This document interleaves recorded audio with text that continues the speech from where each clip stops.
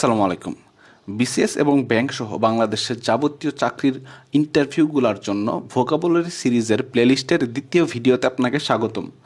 এইখানে আমরা 3 ধাপে ওয়ার্ডস্মার্ট বইটা শেষ করব। এই ওয়ার্ডস্মার্ট বইতে প্রথম ধাপে আমরা জিআরই এর 333টা ওয়ার্ড শেষ করব। দ্বিতীয় ধাপে আমরা বিসিএস এবং বাংলাদেশের ব্যাংকের সহ বা যাবতীয় চাকরির ইন্টারভিউগুলোর প্রিভিয়াস ইয়ারের কোয়েশ্চেনগুলো দেখব এবং তৃতীয় ধাপে ওয়ার্ডস্মার্ট বইয়ের বাকি অতিরিক্ত ওয়ার্ডগুলো পড়ব। এই ভিডিওগুলো আপনি আপনার ফ্রি টাইমে হেডফোন লাগাই দেখতে পারেন এবং ফোকাবগুলো আশা করি আপনাকে এনরিচ করবে। তো এই ভিডিওগুলো পাওয়ার জন্য এই চ্যানেলের সাথে থাকতে পারেন। চলুন শুরু করা যাক। গতদিন আমরা অ্যাবর্টিভ পর্যন্ত পড়েছিলাম। আজকে আমরা তার পরবর্তী ওয়ার্ডে যাব। তার পরবর্তী ওয়ার্ড হলো অ্যাবস্টেন ফ্রম, অ্যাবস্টেমিয়াস অথবা অ্যাবস্টিনেন্ট, যে কোনো একটা আমরা বলতে পারি, অথবা তিনটাই আমাদের প্রয়োজন হবে। এখানে অ্যাবস্টেন ফ্রম বা অ্যাবস্টেমিয়াস বা অ্যাবস্টিনেন্ট এর অর্থ দাঁড়াচ্ছে এরকম: voluntarily not doing something, specially something pleasant that is bad for you or has a bad reputation. আমরা যদি বাংলায় বোঝার চেষ্টা করি তাহলে আমরা নিজ উদ্যোগে এমন কিছু করা থেকে আটকানো নিজেকে, যেগুলা সাধারণত অনেক করতে আনন্দদায়ক কিন্তু সেটা আপনার জন্য ক্ষতিকর বা যেটার একটা ব্যাড রেপুটেশন আছে। আশা করি বুঝাইতে পারছি। অ্যাবস্টিনেন্ট, ABSTINENT, অ্যাবস্টিনেন্ট অর্থ voluntarily not doing something, specially something pleasant that is bad for you or has a bad impact অথবা ব্যাড রেপুটেশন। যেমন কেউ যদি স্মোকিং করে, সেটা হয়তো বা তার জন্য সাময়িক একটা আনন্দ দিতে পারে, কিন্তু এটা তার জন্য কিন্তু ভালো না, বা এটা তার জন্য ভালো না এবং এটার একটা ব্যাড রেপুটেশনও আছে। আমরা যদি এক্সাম্পল দেখি, আমরা ধরি যে Rahim use to be a chain smoker, now he is abstinent. অর্থাৎ রহিম একজন চেইন স্মোকার ছিল, নাও হি ইজ অ্যাবস্টিনেন্ট, অর্থাৎ সে এটা থেকে নিজেকে আটকায় রাখছে। আচ্ছা, তারপর আমরা যদি দেখি আরেকটা definition, a person who abstain from something is an abstainer. অর্থাৎ আমরা রহিমকে কি বলবো? রহিমকে বলবো একজন অ্যাবস্টেইনার, অর্থাৎ সে নিজেকে আটকায় রাখছে কোনো একটা কিছু থেকে। আচ্ছা, গেল অ্যাবস্টিনেন্ট গেল। তার পরবর্তীতে অ্যাডমনিশ, ADMONISH, অ্যাডমনিশ আমরা বলতে পারি। অ্যাডমনিশ অর্থ টু স্কল্ড জেন্টলি অথবা to warn, SCOLD, scold, to scold gently. Scold অর্থাৎ সামান্য ধমক দেওয়া আর কি, two scold gently.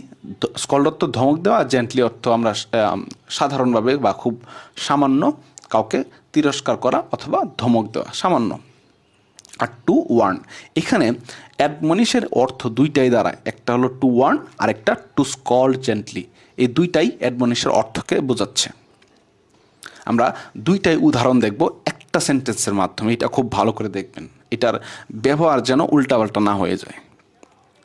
The boys mother admonished them not to eat the pie cake she had just made অথবা she had just baked, and then when they did so anyway she admonished them for doing it. আমরা বাংলায় বোঝার চেষ্টা করি।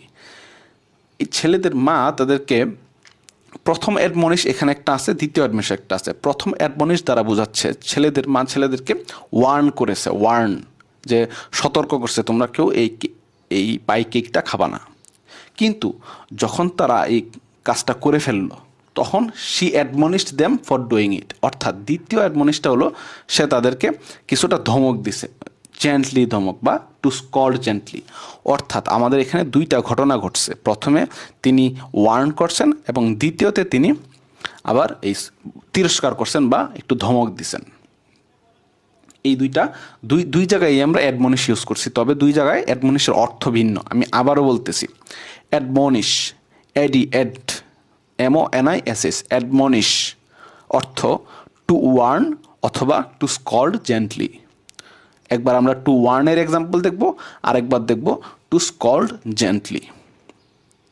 The boys mother admonished them not to eat the pie cake she had just baked. When they did so anyway she admonished them for doing ইট।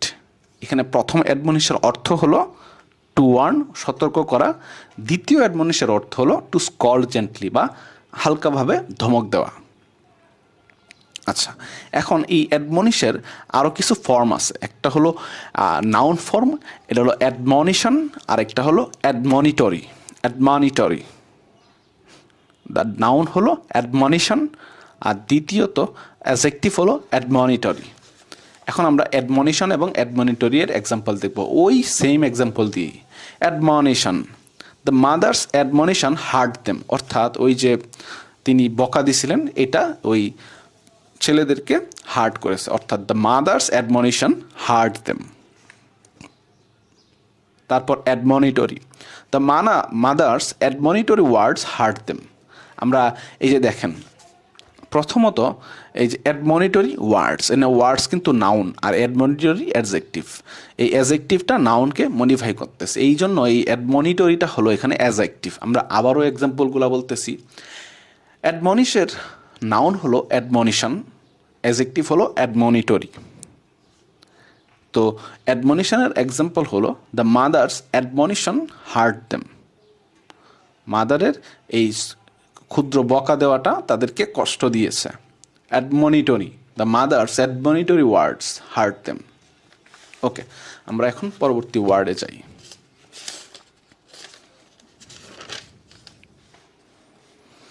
আচ্ছা, তার পরবর্তী word হলো অ্যাডাল্টারেট। অ্যাডাল্টারেট, অ্যাডাল্টারেট, অ্যাডাল্টারেট, ADUL, এডাল, TER, এডাল্টার, ATE, অ্যাডাল্টারেট, ADUL, এডাল, TER, অ্যাডাল্টার, ATE, অ্যাডাল্টারেট, অর্থাৎ to contaminate, to make impure. To contaminate, to make impure. আচ্ছা, so এখন এখানে আমাদের কিন্তু দুইটা অর্থ আছে অ্যাডাল্টারেটের। প্রথমটা আমরা দেখি যে টু মেক ইমপিওর, এটা দিয়ে একটা এক্সাম্পল দেখতেছি। এক্সাম্পলটা এরকম, our orange juice had been adulterated. Our orange juice had been adulterated. অর্থাৎ আমাদের যেই অরেঞ্জ জুসটা ছিল সেটা কন্টামিনেট হয়ে গেছে। দুঃখিত, আমি মনে হয় বলছিলাম যে মেক ইট ইমপিওর, এটা না, আমরা দেখতেছি টু কন্টামিনেটের এক্সাম্পল। অর্থাৎ our orange juice had been adulterated, অর্থাৎ আমাদের অরেঞ্জ জুসটা কন্টামিনেটেড হয়ে গেছিলো বা কিছুটা বিষাক্ত হয়ে গেছিলো। এখন আসি আমাদের অ্যাডাল্টারেটেড, টু মেক ইমপিওর, এইটার এক্সাম্পলটা দেখতে। Vegetarians do not like their foods adulterated with animal fats. Vegetarians do not like their foods to be food adulterated with animal fats. যারা ভেজিটেরিয়ান আছে তারা তাদের ফুডকে অন্য একটার সাথে অ্যানিমাল ফ্যাটের সাথে মিশে যে ইমপিওর হয়ে যায়, এই জিনিসটাকে তারা পছন্দ করে না। এই জিনিসটা বলতে গেলে আমরা বুঝাইছি যে vegetarians do not like their foods adulterated with animal fats. Okay, so adulterate যদি বোঝায় যে কন্টামিনেট হয়ে যাওয়া, ইমপিওর হয়ে যাওয়া, তাহলে আনঅ্যাডাল্টারেটেড এটা কি বোঝাবে? আনঅ্যাডাল্টারেটেড বোঝাবে অবশ্যই যে পিওর থাকা। যেহেতু অ্যাডাল্টারেট মানে কন্টামিনেট হয়ে যাওয়া, ইমপিওর হয়ে যাওয়া, তাহলে আনঅ্যাডাল্টারেটেড অবশ্যই পিওর হওয়া বোঝাবে। তো আনঅ্যাডাল্টারেটেড মানে পিওর হওয়া।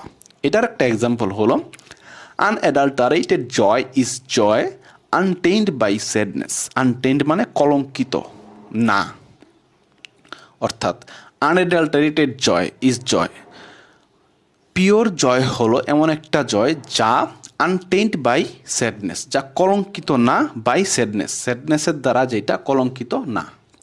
পিওর জয় হলো এমন এক ধরনের জয় যেটা স্যাডনেসের দ্বারা কলঙ্কিত না।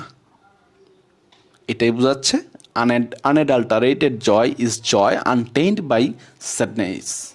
ডান। তারপর আমরা যাব আমাদের পরবর্তী ওয়ার্ড অ্যাস্থেটিক। পরবর্তী word aesthetic, AESTHE, TIC, aesthetic, AESSTHE, TIC, aesthetic. Aesthetic অর্থ having to do with artistic beauty, এখানে আমাদের একটা সুন্দর বিষয় আছে যেটা শেখার মতো। Having to do with artistic beauty. Having to do with মানে হলো সম্পর্কিত, এই পুরা একটা ফ্রেজ দ্বারা বোঝাচ্ছে সম্পর্কিত। হ্যাভিং টু ডু উইথ মানে সম্পর্কিত, কি সম্পর্কিত? আর্টিস্টিক বিউটি বা নান্দনিক সৌন্দর্য সম্পর্কিত। অর্থাৎ অ্যাস্থেটিক মানে বোঝাচ্ছে having to do with artistic beauty, অর্থাৎ নান্দনিক সৌন্দর্য সম্পর্কিত কোনো কিছুকে বোঝাচ্ছে, অথবা আর্টিস্টিক, যদি সরাসরি বলি আর্টিস্টিক কোনো কিছুকে বোঝাচ্ছে। আবার আমরা আরও একটা ডেফিনেশন দেখে তারপর এক্সাম্পল দেখব। Someone who admires beautiful things greatly can be called an aesthete. Someone who admires beautiful things greatly can be called an aesthete. অর্থাৎ যে সুন্দর জিনিসকে খুব গ্রেটলি ব্যাখ্যা করতে পারে তাকে বলা হয় অ্যাস্থেট। AESTHETE অ্যাস্থেট। AESTHETE অ্যাস্থেট। অর্থাৎ এমন একজন মানুষ যিনি সুন্দর বিষয়কে আরও গ্রেটলি ব্যাখ্যা করতে পারে। Someone who admires beautiful things greatly can be called an aesthete. আবার আছে অ্যাস্থেটিক্স। অ্যাস্থেটিক্স এখন কিন্তু এস আছে যুক্ত করে, AESTHE TICS অ্যাস্থেটিক্স। আগেরটা ছিল শুধু অ্যাস্থেটিক। অ্যাস্থেটিক্স মানে the study of beauty or principles of beauty. Aesthetics মানে the study of beauty or principles of beauty. Aesthetics মানে the study of beauty or principles of beauty. এখন আমরা example দেখি। Our art professor had an great developed aesthetic sense. He found things to admire in paintings that to us look like garbage. অর্থাৎ আমাদের যে art teacher আছেন বা art professor আছেন, তার একটা হাইলি ডেভেলপড অ্যাস্থেটিক সেন্স আছে। তিনি এই পেন্টিং থেকে এমন কিছু জিনিস খুঁজে বের করতে পারেন অ্যাডমায়ার করার জন্য যেইগুলো আমাদের কাছে মনে হয় একটা garbage. Our art professor had a highly developed aesthetic sense. He found things to admire in paintings that to us look like a garbage. ওকে, আমরা আমাদের আজকের সর্বশেষ ওয়ার্ডে যাই। তা হলো, আচ্ছা অ্যাগ্রিগেটটা আজকে আমরা শুরু করব না, কারণ অ্যাগ্রিগেট নিয়ে অনেক কথাবার্তা আছে। নাকি শুরু করব? অ্যাগ্রিগেটটা আজকে বলেই ফেলি, যেহেতু ভিডিও সেটা বড় হয়ে যাচ্ছে, আজকে অ্যাগ্রিগেটটা না বলি। আচ্ছা, সামনের দিন অ্যাগ্রিগেটটা বলবো। ওকে, অ্যালাক্রিটি আজকে বলি আমরা। অ্যালাক্রিটি। ওকে, অ্যালাক্রিটি আর স্পেলিং হলো ALACRITY। অ্যালাক্রিটি, ALACRITY, অ্যালাক্রিটি, ALACRITY, অ্যালাক্রিটি। অর্থ রেডিনেস টু রেসপন্ড। অর্থাৎ এটা আসলে উৎসাহ উদ্দীপনাকে বোঝাচ্ছে। আপনি অ্যালাক্রিটি বলতে এমন কিছুকে বোঝাবেন যেটা মনে করেন কেউ একজন খুবই উৎসাহী কোনো কিছু করতে গেলে, সেই অ্যালাক্রিটিটাকে বোঝাচ্ছে। আমরা যদি একটা এক্সাম্পল দিই তাহলে দেখা যাবে, David could hardly wait for his parents to leave. David could hardly wait for his parents to leave.